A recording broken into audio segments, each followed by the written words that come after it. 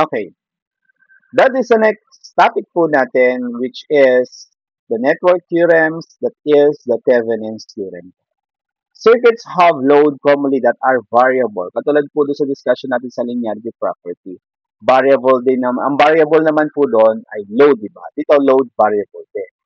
For those conditions, it is hard for us to analyze that kind of circuit. Medyo mahirap tayo mag-analyze ng circuit kapag po variable yung ating pong load. Pero yung ating pong source ay isa. Katulad natin, halimbawa sa Meralco. Tayo po ay nakakabit sa Meralco. Ano yung sinusupply lang niya? 220 volts. Okay? Kung ganun po yung pangyayari, ang load lang po natin iba-iba. Iba-ibang bahay, iba-iba yung load.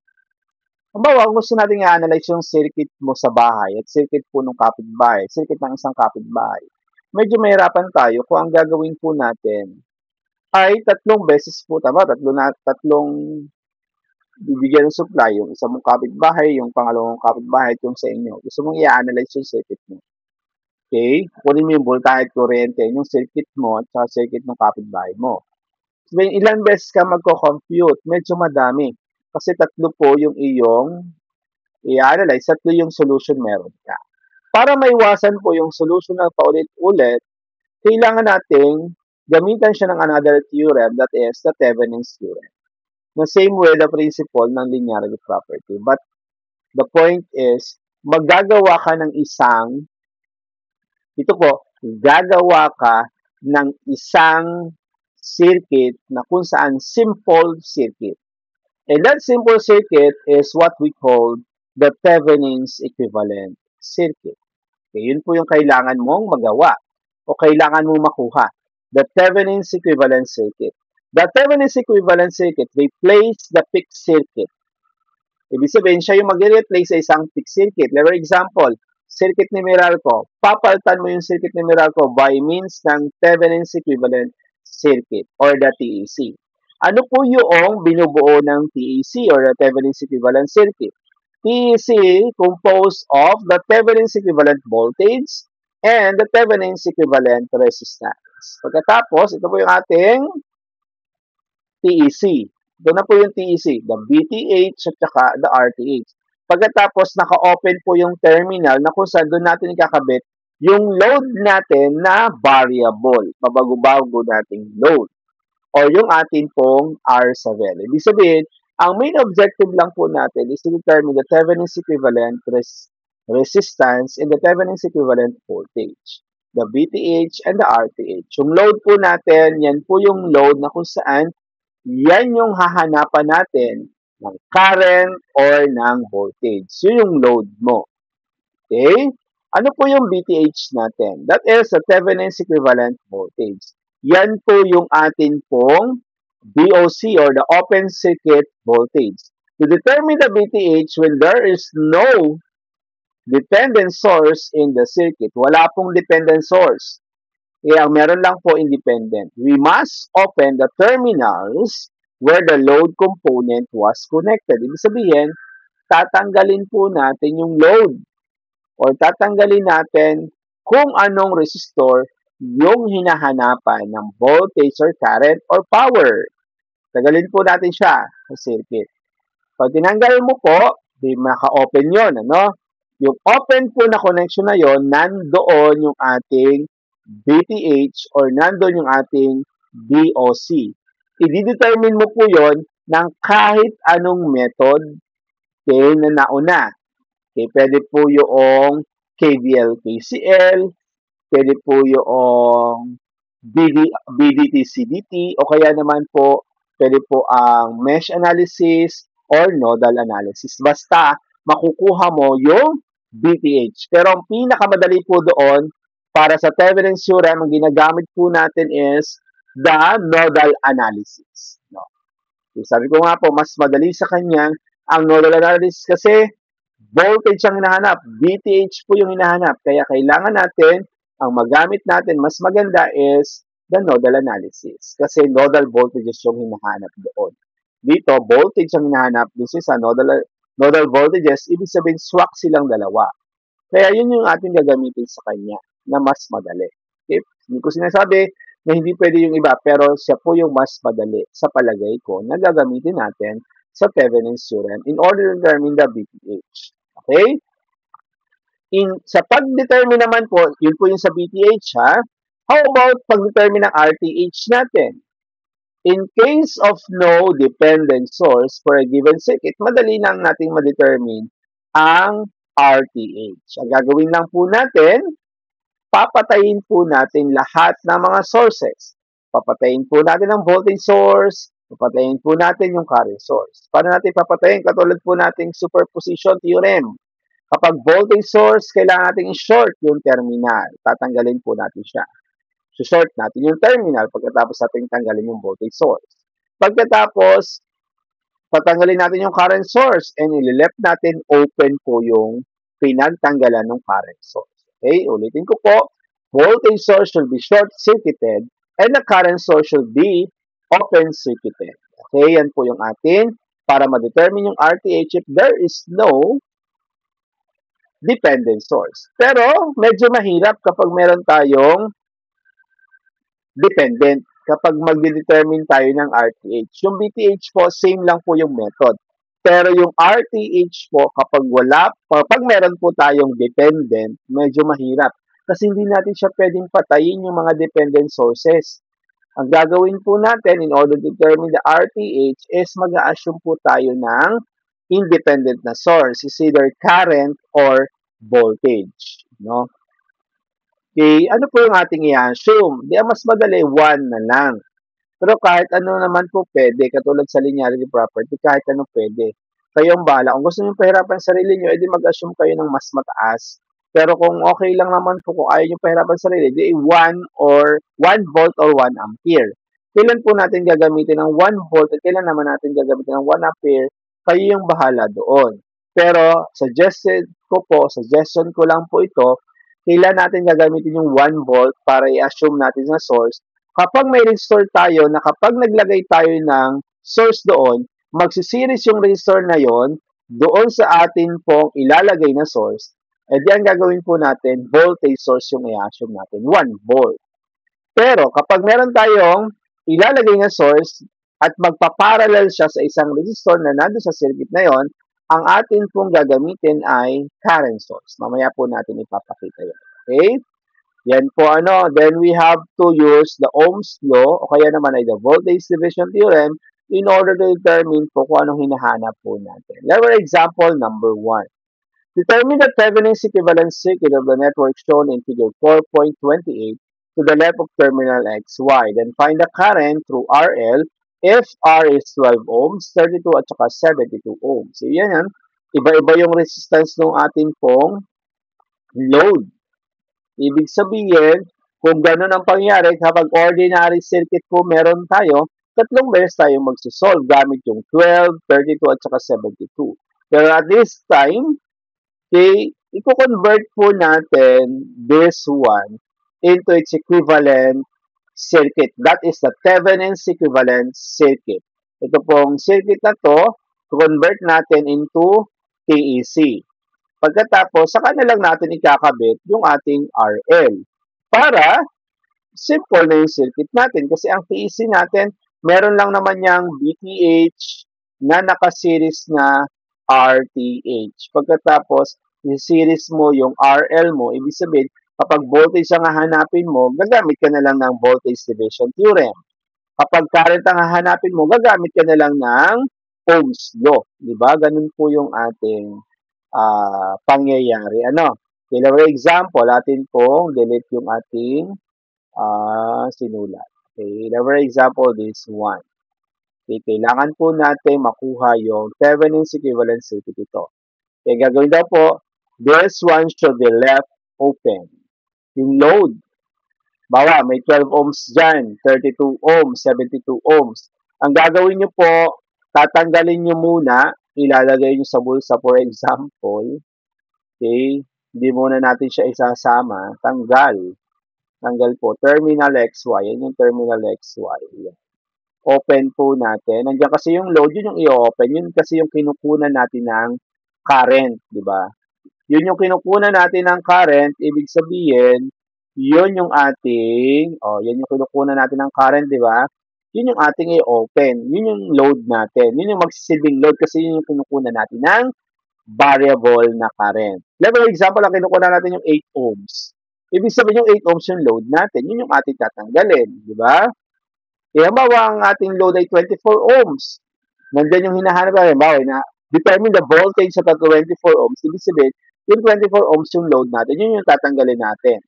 Bawa yung 2 ohms yung load natin, nandiyan yung hinahanap. Determine the current at 2 ohms. Ibig sabihin yun yung load natin, yun yung ating tatanggalin. Ganun po yun. No?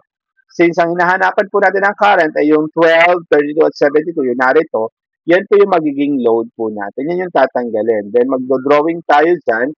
Nandyan yung ating BTH. Okay, BTH. Yan yung terminal natin. Siguro, idiretso ko na yung pagtanggal ng terminal kasi wire na lang naman siya. Okay, this one. Okay, sorry. And this one. Nandyan po yung ating terminal. Okay, you have this one. Sorry. Wait pala yun. This one is the positive. This one is the negative. Bakit po? Kasi pababa po yun. Kasi ang supply mo na rito, kung 20, yung 64 volts, magsusupply, papunta siya dito, papunta doon, pababa. Yung 4 amperes, kung magsusupply, papunta din dito, pababa din. Ibig sabihin, yung polarity niya, plus, minus VTH. Kasi ang current direction, pababa dyan sa load natin, di ba? I-determine natin yung VTA. Sabi ko nga, mas madali sa kanya, nodal analysis. Okay, nodal. At node 1, node B2, node 1, node B2, B1, B2, and you have the reference node. Okay? These 2 ohms is nakahang. Ibig sabihin, naka-open. Di ba? Open. Kapag open, walang current na dadaloy dyan. Kapag open din, kung walang current, kung ang ohms mo, B is equals to I times R, your current is 0 and your resistance is 2, 0 times 2, 0 volt. Kapag 0 ang voltahe, ibig sabihin that it should be shorted wire. Para siyang isang short na wire. Diba? Para siyang isang short na wire. Ibig sabihin, parang wala na dyan yung resistor na 2 ohms kasi shorted yung wire. Kapag short ang wire, anong resistance? 0. Diba? Kapag magka-connect, 0 yung resistance mo. Ibig sabihin, that B2 is, sorry, white pala siya. That B2, ayun, yung B2 mo na yon, ito, isang diretso siya. Hanggang dun. Ibig sabihin, your B2 is equivalent to your BTH. Why? Because your B2 is directly connected to the positive terminal of the BTH and your negative is directly connected to the ground. Ibig sabihin, your B2 is equivalent to your BTH. Ayan po. Kailangan mo ma-determine ang B2 so that ma-determine po natin ang ating BTH. Okay. Ayan po, mag-node tayo. At node, ihanda po yung calculator. At node B sub 1 by the principle of KCL. Okay? Alam po natin, your B1 is directly connected to the positive terminal of the 64 volts, positive 64, and your negative is directly connected to the ground. Therefore, your B1 is equivalent to 64 volts. B1 equals 64. Equation number 1. Next, at node B2 by the principle of KCL. Okay, B2. B2 minus B1. Kahit hindi mo po i-substitute yung value ng B1 na 64, okay lang kasi gagamitan natin ng calculator kasi tinatamad po tayo. B2 minus B1 divided by 8. Diba? Gusto natin calculator lang yung gumagana. Kaya hindi natin sasabit yung 64, pipindutin na lang natin mamaya. Plus, B2 minus, pero pwede nyo po i-substitute yung 64 dito kung gusto nyo po mag-compute na agad ng diretsyo para ma-determine natin yung B sub 2. Pero kung ayaw nyo naman po at gusto nyo calculator talaga yung magsasolve the equation, okay lang. Equation number 1 to. Then equation number 2, ito po. B2 minus B1 over 8 plus B2 minus 0 divided by 24. Okay, wala na. Okay, wala na po is equals to 4. Okay, multiply it all by 24. Diba? 8 and 24, okay na. Okay. 24 divided by 8 is 3. You have 3b2 minus 3b1 plus 24 divided by 24 is 1 times b2, b2 equals 24 times 4. So then 24 times 4, you have 96. Ano? 96. Okay? Pag sama-sama yung magkakatulad, meron tayong negative 3b1. 3 plus 1, meron tayong positive 4. 4b2 equals, meron tayong 96. That is equation number 2. Gamit yung calculator po natin ng matatalino, okay, sabayan po natin mode equation with two unknowns. Ano? Input po natin, okay, you have this one. 1 equals, wala pong B2, 0 equals 64 equals. Okay, next. Negative 3 equals, positive 4 equals 96 equals. Okay, you have, for your B sub 1 is 64, syempre, nandun na yun, ano? Your B2 equals 72 volts. Therefore, your BTH equals 72 volts. Okay, 72 volts. Is it clear po? Clear, 72 volts. React po tayo. Okay, yan. Ano?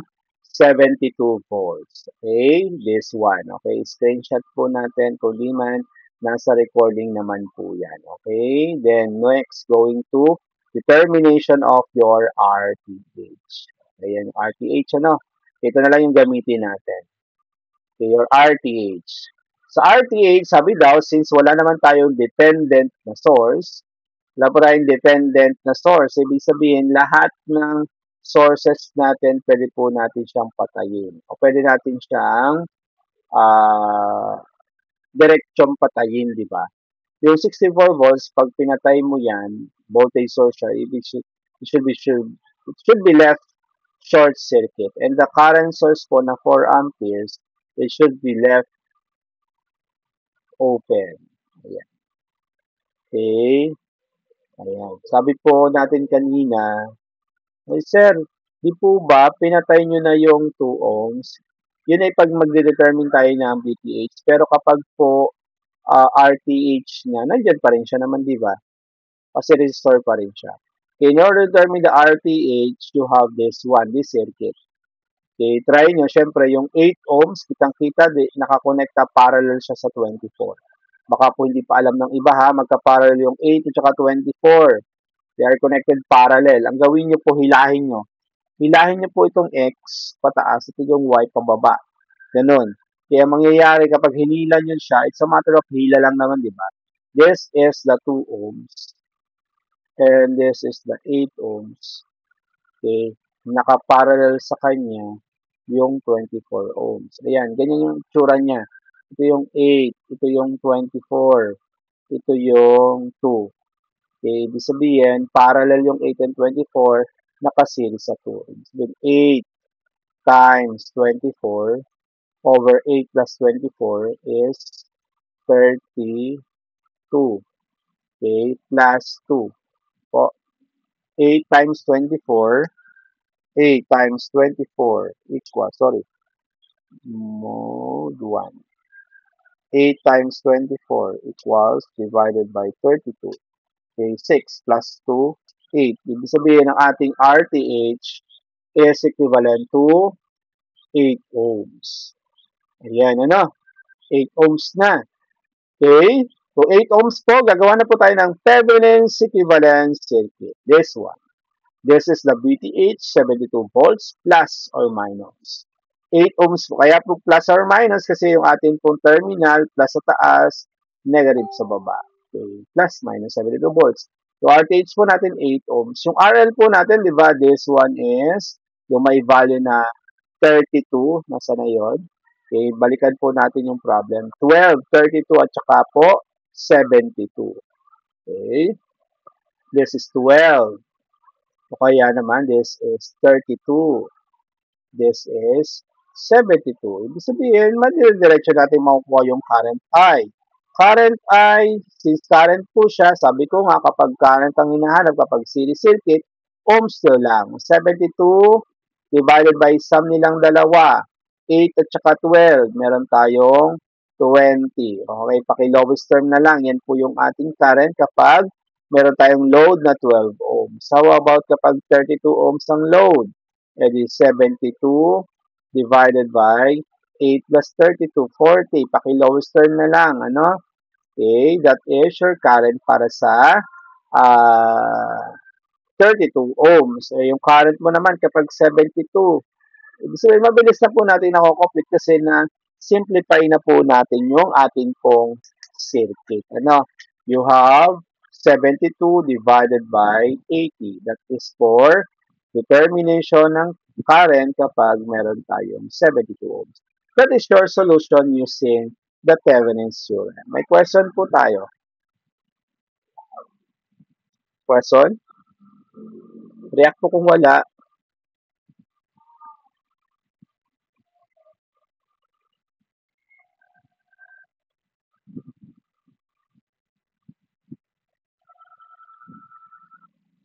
Okay lang po ba? Wala ba tayong question? Kasi may reaction po na pababa, ibig sabihin, yun ba ay walang question o meron po ba?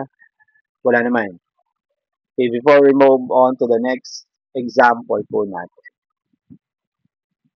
Okay, wala po siguro.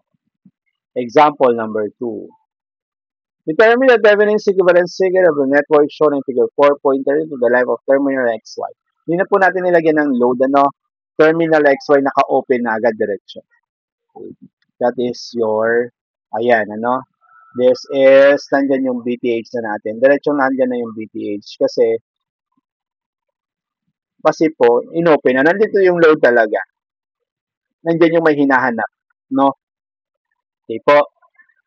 Eh, diniscuss ko na naman kanina kung ano po yung ating i-open, ano po yung, saan po natin ilalagay yung BTH kapag nandun yung hinahanap. Halimbawa dito, for example, determine B sub X.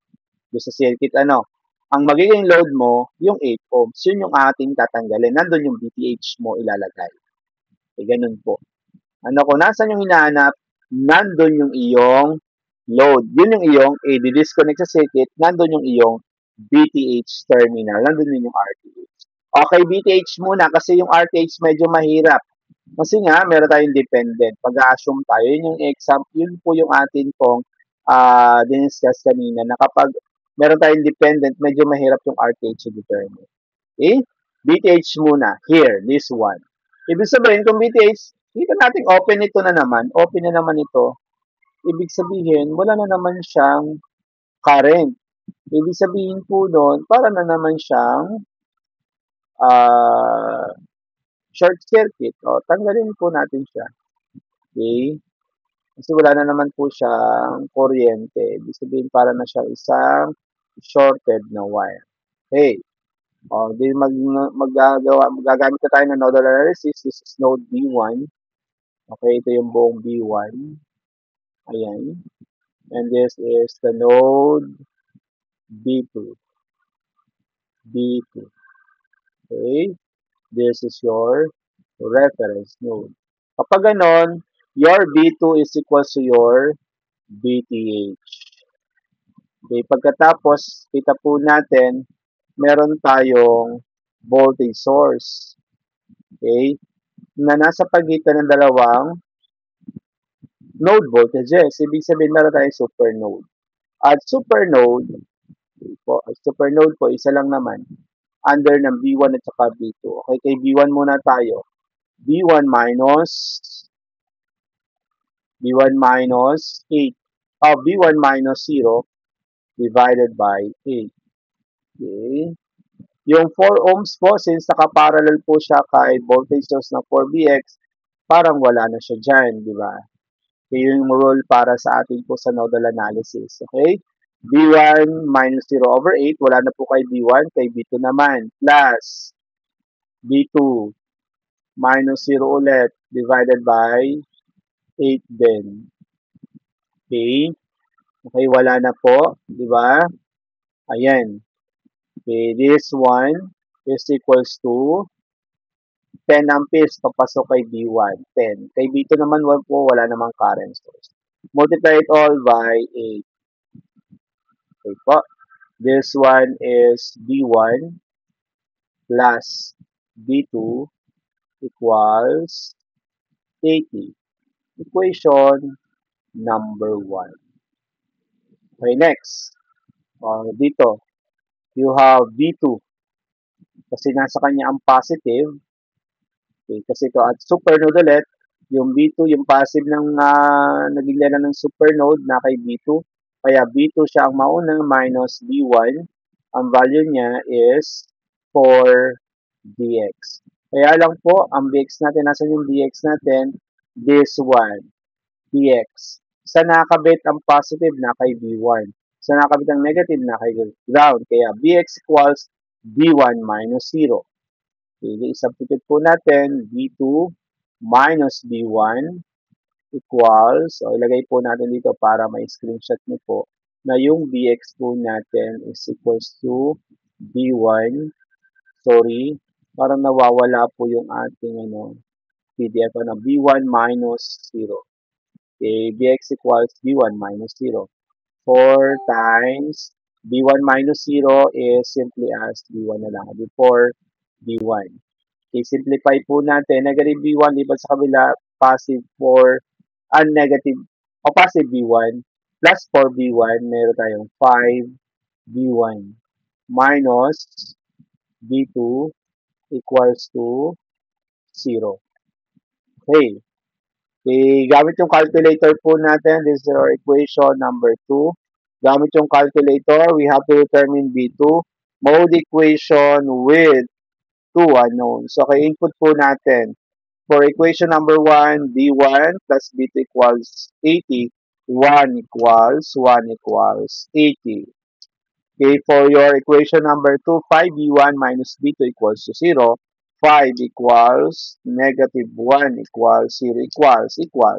Your B1 is 40/3. Hindi naman natin need yun. Ang need po natin ay B2. That B2 is 200/3 volts. Therefore, your VTH is 200/3 volts. May question po tayo sa determination po ng ating VTH. Question? Wala po daw ata. Okay po. Magpapalit lang ako ng earphone. Naririnig pa rin po ba ako? Okay, thank you. Ayan po yung ating VTH, 200/3. Okay, how about the RTH po natin? Ilagay po natin sa determination ng RTH. Ayan, RTH po. This one. Okay, sabi nga, doon sa ating original na circuit, yung original na circuit po natin. Okay, original po natin na circuit, meron tayong current source, independent, pwede natin siyang matanggal. Itatanggalin po natin siya, Okay. Tanggal yung current source. Since current portion siya, totally pwede po natin siyang matanggal ng recta. Ayan po. Okay, recta yung current source, tanggal. But the dependent po, hindi natin siya pwedeng tanggalin yung current source. Ayan. Ay, yung voltage source kasi dependent po siya. Kapag tinanggal po kasi natin siya, maapektuhan ito kung may 8 ohms. Narito po yung B sub X. Pag tinanggal natin siya, kawawa naman yung B sub X. Okay, ang tanong po natin, ano yung ikakabit po natin sa kanya para masolve po natin siya, rekta. Sabi ko kanina, kailangan nating mag-assume ng source. Ngayon po, anong source yung ilalagay natin? For example, lagay natin ng bilog. Anong source yung ilalagay natin? Kaya ilalagay po natin, depende kung anong connection magiging, para yung suggestion ko lang naman, depende kung ano po yung magiging connection niya doon sa resistor. Kapag nagkabit tayo ng voltage source na ganyan, ano magiging connection niya doon kay 4 ohms? Magsiseries siya kay 4 ohms. Ibig sabihin, kung naka-series, ibig sabihin po nun, mas maganda ang assume natin ay voltahe. Positive, negative, 1 volt. Yung 1 volt po natin, magbibigay po siya ng kuryente. That is the current. Okay? Yung current na yan ang kailangan nating i-determine. Current po yung i-determine natin. Kasi nga, para makuha po natin yung RTH, yung formula po using Ohm's law is B over I. Your B over I. Alin po yung B? Yung B po natin is yung voltage po na in-assume natin. For example, 1 volt yung in-assume natin. Divided by yung current I. Yung I po, yun yung hahanapin natin para ma-determine natin yung RTH. Since current I po yung hinahanap, siguro po mas magandang gamitin po natin is mesh analysis. Sino current yung hinahanap? Mesh current I sub 1, mesh current I sub 2, and also the mesh current I sub 3. Kikita-kita po natin dyan, your I is given by your I sub 3 kasi yung I sub 3 natin, ang bukod tanging kuryente ay nakaapekto kay I, siya lang po yung nakaapekto kay I. Okay, kaya lang magkaiba ng direction, ibig sabihin negative I3 yung value ng I. Kailangan natin makuha yung I3 para makuha natin yung value ng I para ma-determine natin yung RTH. Okay po? Makuha na tayo. At mesh current I sub 1 by the principle of KVL. Ikot. Negative 4 Vx. Negative 4 Vx. Plus. Okay, 4 I sub 1 minus 4 I sub 2. Okay? Ayan po ano?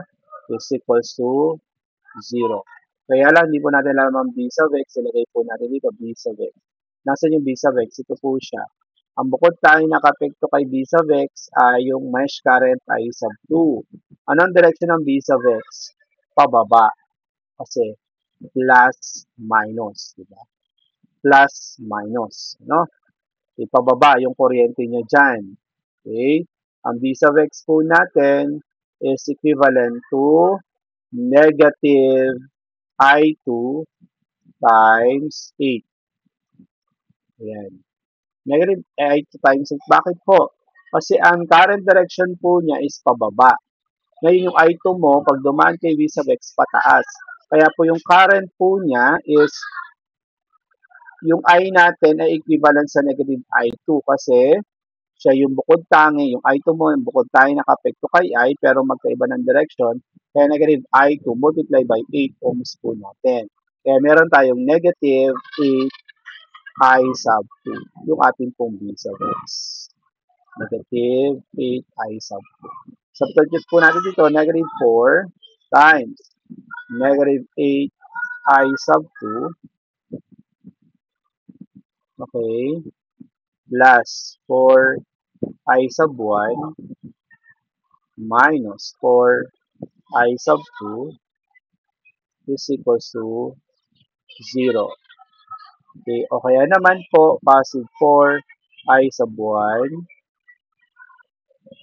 positive 4 I sub 1, then positive 32 minus 4, positive 28, positive 28 I sub 2. Okay, then equals to, wala na po, is equals to 0, equation number 1. Okay po, at mesh current I sub 2 by the principle of KVL ulit. I sub 2 naman po, meron tayong 8, 4, 8. 16 plus 4, 20. 20 I sub 2 positive. Minus 4 I sub 1. 4 I sub 1. Okay, minus 4 I sub 1 yun na. Okay, minus 8 I sub 3 is equals to 0. Equation number 2. Okay, next. At mesh current I sub 3 by the principle of KVL. KVL po natin. Meron po tayong negative 8 I sub 2. Okay, positive 8, 4. 8, 4 is 12. 12 I sub 3.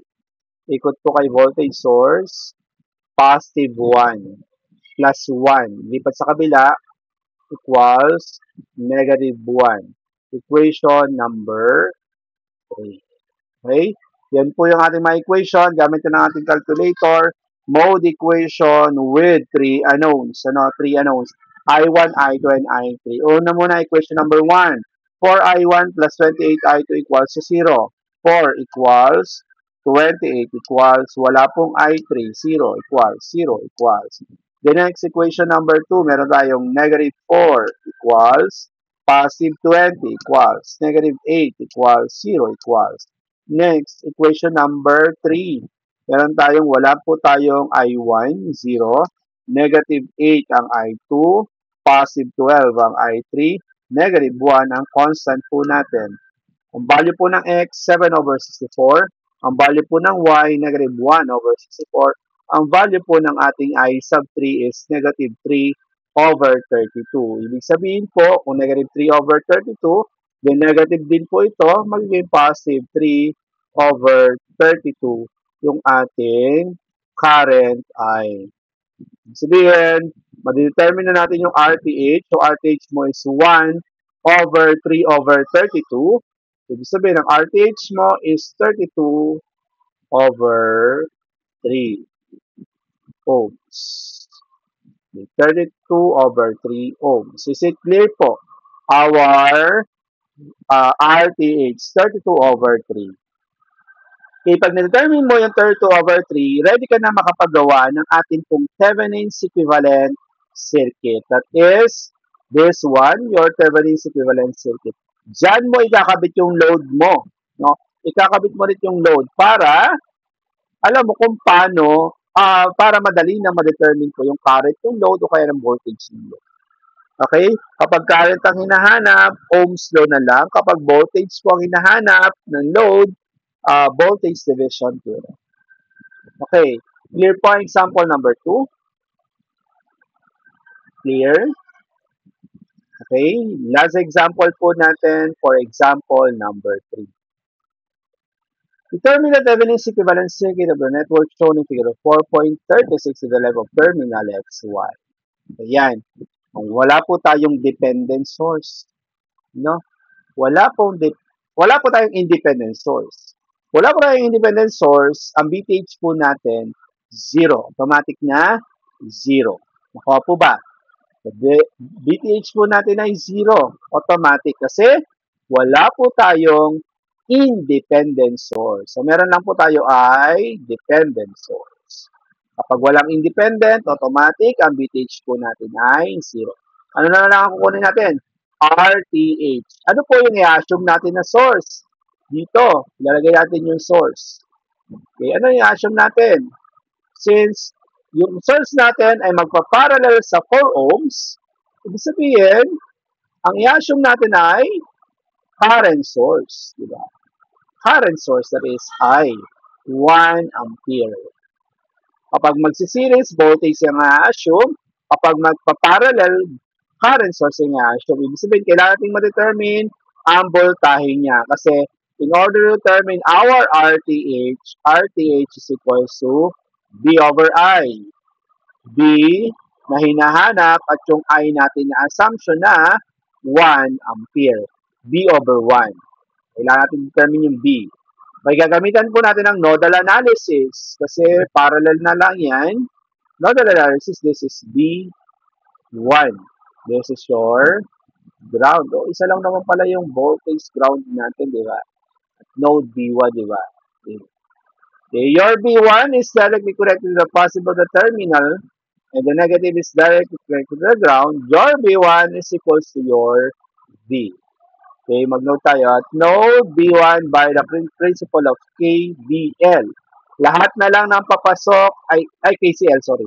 Lahat ng papasok ay equal sa lahat ng palabas na current. Papasok. Okay? I sub x. I sub x. Papasok. Papasok. 1. Okay? Palabas. Okay, malamang po yung 8 ohms, ang current sa kanya, palabas. Bakit po? Kasi yung 1 ampere magsusupply sa kanya, pababa yun. Diba? Okay, therefore this is I8. I8. Okay, is equals to palabas, I8. Then, I8 ano po?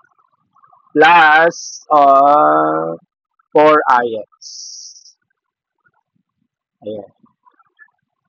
Okay, ix plus 1 is equals to I8 plus 4 I sub x. Okay, pwede rin naman po by nodal analysis kung ayaw po nito. Kasi dito, determine mo pa your I8. Ang I8 mo po is saan nanggaling? V1 minus 0 over 8. Okay, ganun yung mangyayari. Madidetermine mo po yung tawag dito, madidetermine mo yung iyong um, equation. Pero ito naman po ganun din, di ba? Your Ix po dito, this one, Ix, your Ix equals 0, nanggaling siya sa ground, 0, minus, papunta po siya sa node B, divided by your value of resistor na 4. Ibig sabihin, your Ix is negative V over 4. Your I8 naman po, your I8, saan siya nanggaling? Kay B. Papunta siya sa ground. B minus 0 divided by yung value ng 8. Kaya yung I8 mo, B over 8. Lalagay po natin, Ix, negative B over 4 plus 1 equals, okay, D over 8. Ito, plus 4 Ix, negative D over 4. Okay? Ito namang equation na to, madidetermine mo po siya kapag nodal analysis yung ginamit natin. Eh, nagamit ko po dito is KCL, kaya ganyan ang nangyari. Kasi kung nodal analysis at node B1 or at node B, B1 minus 0 divided by 8 plus B1 minus 0 divided by 4 equals 1 minus 4ix. Ganun din ang mangyayari. Ganun din po yung lalabas. This is multiplied by, para matanggal natin yung fraction, multiplied by 8. No? 8 divided by 4 is 2 times negative b, negative 2b. Okay. 8 times 1, positive 8. Then 8 divided by 8 is 1 times b, b. 4 divided by negative 4 is negative 1. Negative 1 times b is negative b times 8, negative 8b. Ipag sumasamahin ng magkakatulad, negative 8, lipat sa kabila, positive 8. Negative 8 plus 1 is negative 7, lipat sa kabila, positive 7, minus 2, positive 5. Positive 5b is equals to negative 8. Your B therefore is equals to negative 8 over 5. 8 over 5 volts. Ibig sabihin, your RTH is equals to negative 8 over 5 divided by 1 is equals to negative 8 over 5 ohms. Okay? May question po tayo dito. Kaya lang po wala tayong negative na resistance, kaya it make it as positive po yung magiging sagot natin. That is your RTH. Then after po nun, mag-drawing ka na ng iyong Thevenin's equivalent circuit. Okay, yung Thevenin's equivalent circuit mo, your VTH is 0, your RTH is 8 over 5. May question po tayo? Question? Wala?